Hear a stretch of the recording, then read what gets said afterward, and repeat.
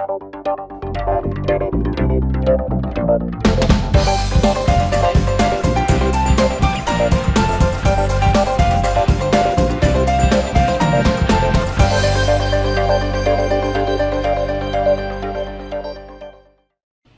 to everyone, this is your host Ash Khan and you are watching Consumer Pakistan News Channel. In today's bulletin, international flights to Pakistan reduced by 80%. The Pakistan Civil Aviation Authority has revealed an 80% reduction in international flights to Pakistan amidst the pandemic. It has also issued new standard operating procedures for the airlines that are flouting the social distancing protocols that it had defined. According to the CAA's SOPs that had been issued earlier, narrow-body passenger aircraft are only permitted to avail 80% of their seats and wide-body planes are allowed to avail 70% of their seats, leaving the remaining seats vacant in observation of social distancing.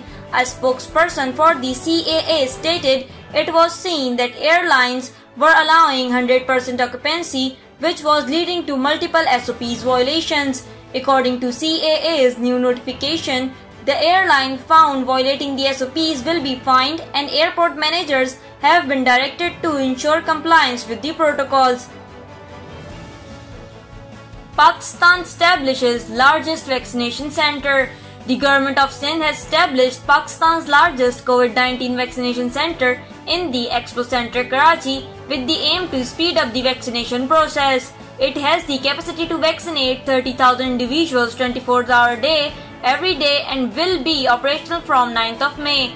Since Chief Minister Murad Ali Shah will directly supervise the vaccination process at the center and will ensure that it is conducted in a smooth and efficient manner. Meanwhile, the NCOC is likely to close the adult vaccination on the 3 days of Eid, for which people will have to get their second doses administered a bit early or after a few days. Owing to the rapidly rising number of coronavirus cases, the government of Sindh has cancelled the Eid al-Fitr holidays of the healthcare workers that are on its payroll. WhatsApp will stop working if you don't accept new terms.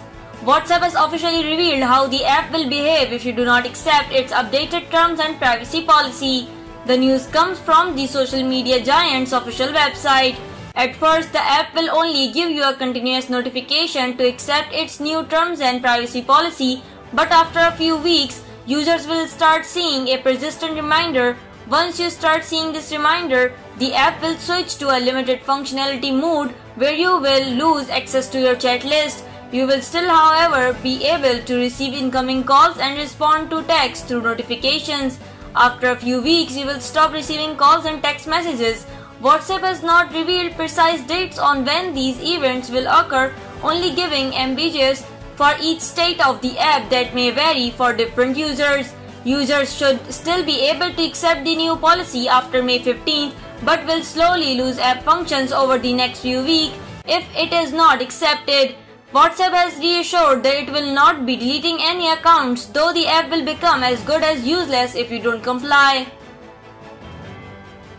NCOC announces closure of all educational institutions till May 23rd.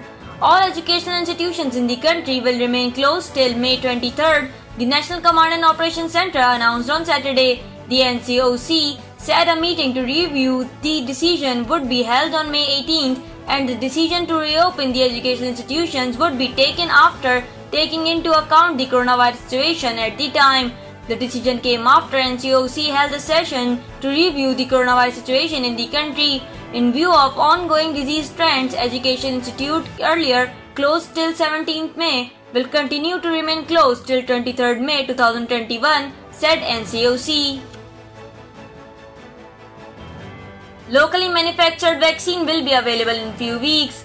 The Federal Minister for Planning, Development, Reforms and Special Initiatives, Asad Omar, has announced that the locally made CanSino Bio vaccine will be available for use by the end of May.